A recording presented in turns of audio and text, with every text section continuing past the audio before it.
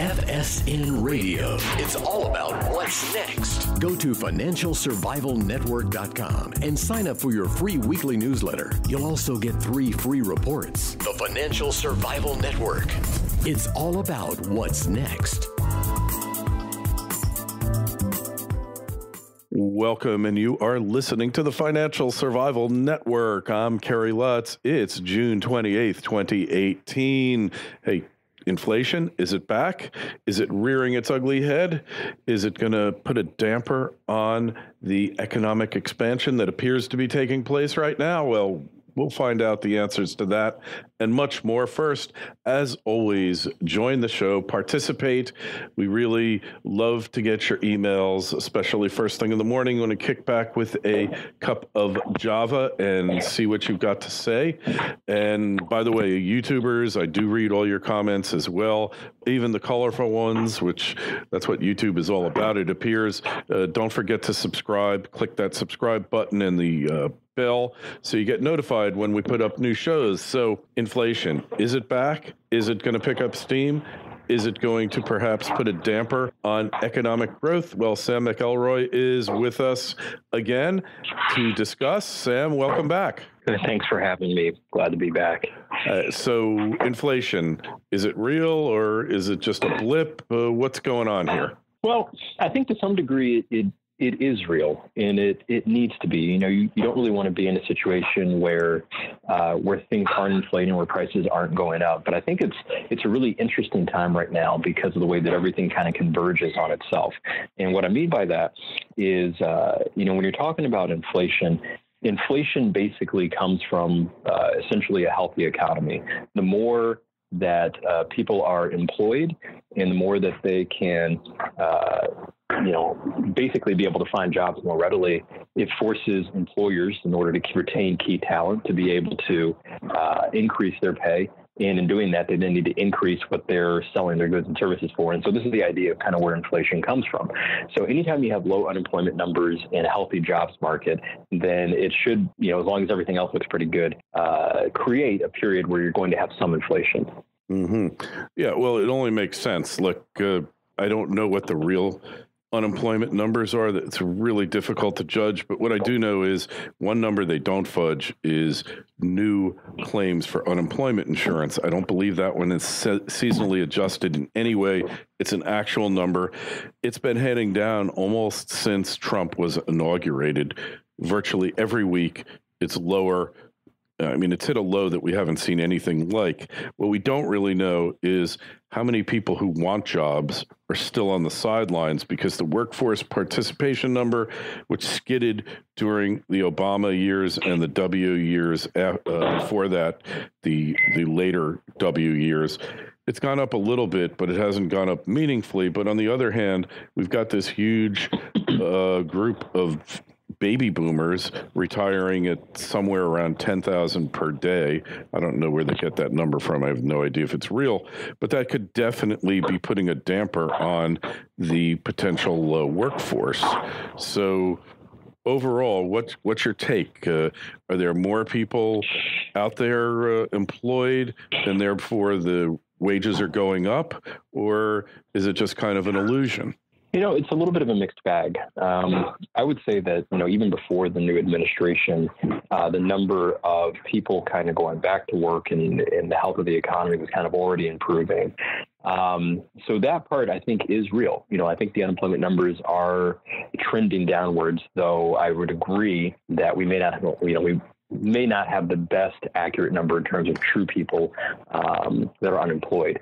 Now, with respect to people that are aging, you do have some attrition. So you have people that had been on unemployment or looking for jobs that basically just said, you know what, I'm going to go ahead and retire because this isn't working out. So there is a little bit of that.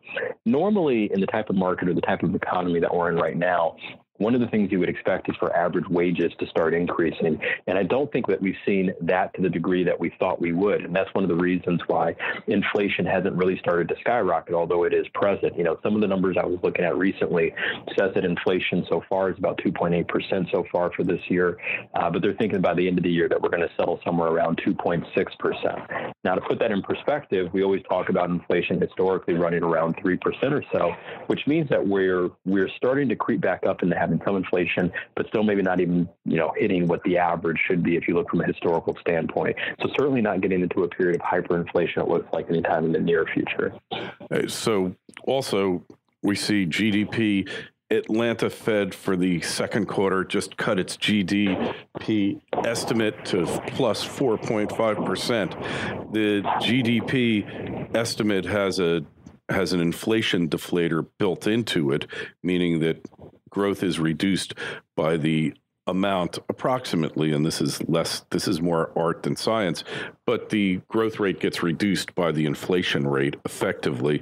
So if we're seeing that kind of rate, I don't know what the deflator is. I think it was like 1.8 the last time I looked. Maybe it's at 2.2.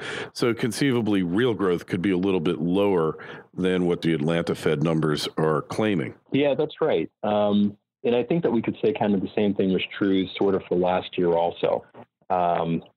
We had some pretty lofty goals in terms of, what real GDP growth was going to look like. And I think this is one of the areas where, especially for investors, they have to be really careful what's happening in terms of how everything interplays with itself. If we look at the market last year, depending on where you're looking and what indice you're kind of tracking, you could accurately probably say that the market went up anywhere between 15 and 20% last year. But real GDP growth, I think, was somewhere around 2.8%. So while we did have real growth, it wasn't to the same magnitude of where the market basically portrayed it. And in a sense, we built in some more risk, I think, into the market. And I think that's one of the reasons why it's being so sensitive this year. And we're starting to see more of the volatility uptick throughout the course of this year also. One of the things I think that's also really interesting to point out is I was reading an article maybe a couple of months ago now. And what they were basically talking about is that when you're talking about inflation, there's kind of like this inflation number, which you can go off of the consumer price index, but then there's actual real inflation, like what hits our pocketbooks. And in a sense, they may not be the same number. I think that sometimes the consumer price index is a little bit lower than, say, inflation related to things like healthcare and food and gas and some of the things that we're really spending money on. So I think that's something that we have to watch out for also. Hey, and one thing we haven't looked at in a long time because it had really been in the dumps was the velocity of money. All right. It's been heading downward from 1997 to current, but now in Q4 of 2017 started picking up a little. It was down as low as 1.426 at the beginning of 2017, picked up to just a tiny bit, but it looks like it could be a beginning of a trend reversal here. And you find that at Fred, which is the Federal Reserve Bank of St. Louis, that M2 velocity is starting to pick up, and that would be a sign of inflation. Hey, one other employment number that's a positive is the number of people applying for permanent disability benefits under Social Security is way, way down. That had become kind of the permanent unemployment insurance fund where people who couldn't find jobs in places like West Virginia would just go and apply for disability and just not worry about it anymore. So that trend also is indicative of a growing economy. Yeah, I think if you look at it, we're in a precarious situation in which the economy is actually growing, but I think that the market is due for, at the very least, a reversion back to the mean or some pullback. And I think one of the things that we're all kind of curious to watch is how the pullback that could potentially happen in the market, along with the growing economy, along with the Fed basically increasing interest rates, and how these three pieces converge together. I think it's a very tight rope that we're basically walking right now to try to have these pieces not stall out the other factors and be able to move forward from there. But I don't know that there's been a period in history where we've had the degree of the different things from a financial standpoint that are all happening at the same point. Yeah, a lot of trends converging. What about trade? And what about the whole tariff imbroglio and all that? Is that real, or is it just a distraction? I think it's actually a bit of both. I heard somebody say that, to some degree, from an economic standpoint, this is either, bad crazy or crazy in the sense of good strategy. And I almost wonder if time is going to tell which it is, but I can speak at it from a theoretical standpoint and then from a practical standpoint also. From a theoretical standpoint, I think that it's very clear that it's already reverberating throughout the market. If we look at the volatility index, we can see that really since February 5th of this year, I think we've had over 6 sessions now where the index has jumped more than 20%, and the largest with activity in the market, I think. And so as there's more information that could potentially be dangerous for investors, I think we're seeing that reverberate a little bit further right now. In addition to that, I actually talked to an individual about a week or so ago who runs an architecture and building firm, and he was really telling me how this is putting a big impact on his business. The concern was that it may actually impact construction as well. Really? Huh. So there are some legitimate shortages out there in the real economy for sure, but we probably still have too many people employed in finance, right? That could definitely be true. Definitely. Hey, well, it's interesting to see. So this is kind of the trend. We're in mid-year now. You care to hazard a guess, Sam, where we're heading for the end of the year, where these numbers are going to come out? You don't have to give me a Dow Jones reading. I won't push you for that. But, what's your feel on it? Well, if you're talking in terms of the markets and where the markets are going to end up, it's really, really hard to say. From a technical standpoint, just looking at where I think the markets are trading relative to our global economic standing, I do think that there should be, and I would be anticipating, some type of pullback in the market. And I don't know to what degree that would be, but I think that right now we're operating in a really big gray space where fundamental economics is not lining up with where the market is right now. However, I think that the way that the market has behaved, especially over the last year or so, there is a lot of optimism, a lot of investor goodwill, so to speak, that I think we can't ignore. So if there was some really good news or some other data that came out that could add some fodder or momentum to the market, I could see the market kind of holding out this year. But sometime between now and call it the next few years, I think that the market needs to shed some excess baggage because I think it's unrealistic that corporations are going to be able to grow fast enough to basically grow into the inflated prices that they have right now. Yeah, that makes a lot of sense. And when we see where the market's been, look, we haven't talked about tax cuts in a while. They seem to be having a profound impact upon the economy, don't they? The real economy. Yeah, I don't know. I haven't necessarily done a whole lot of digging into to try to trace the implications of the taxes and what's happening from that standpoint. Certainly not from a corporate standpoint, though I look at it more from a personal standpoint. And, I saw some things happening early on from a tax standpoint in the sense of corporations, trying to give money back to their employees and stuff like that. But in my mind, that was more for PR than it was true, sharing of prosperity, so to speak. The question that I think that I still am kind of wrestling with is twofold. So number one, from a tax standpoint, I'm seeing a lot of people that aren't necessarily taking that money and just going out and spending more, bigger vacations, bigger houses and stuff like that. I see a lot of people that are basically doing a lot of saving to try to make up for some ground. And I also see people basically trying to pay off debt that they picked up.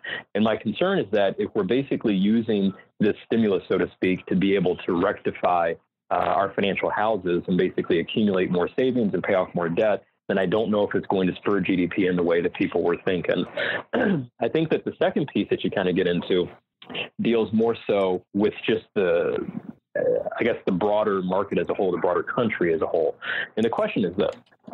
Just because of the logistics of how tax changes happen, I think it's very realistic that these changes, at least the tax rates, are going to sunset in 6 years. And I'm wondering if this is going to end up being temporary relief, but in the long run, actually end up putting a little bit more of a burden on the average taxpayer, trying to then make up the deficit that's created. But, it's kind of like one of those situations where I think only time is going to tell, and we're going to have to wait it out to kind of see how some of this plays out. Yeah, that's the truth. We are going to have to see how it plays out. Nobody knows the future, as Yogi Berra would say. Predicting is very hard, especially when you're talking about the future. And of course, that's what we're talking about. But right now, there's the present, and you got to be concerned about it. Sam, people want to get in touch with you, find out information, get your take on their investments or on the economy. Where's the best place to go for this? Yeah, easiest place is probably our website. It's just www.atfinancial.com. And all of our contact information, articles, everything else can be found there. All right. Hey, and be part of the show. If you got questions for Sam, myself, just shoot them over. Again, the email address is kl@kerrylutz.com. Twitter feed is @kerrylutz. Facebook page is Financial Survival Network. And by the way, if you're listening to this on YouTube, click the subscribe button, click the bell. Don't hesitate to comment. I read all your comments, the good, the bad, and the ugly. Fortunately, not too many uglies. Our thumbs up to thumbs down ratio is better than 10-1.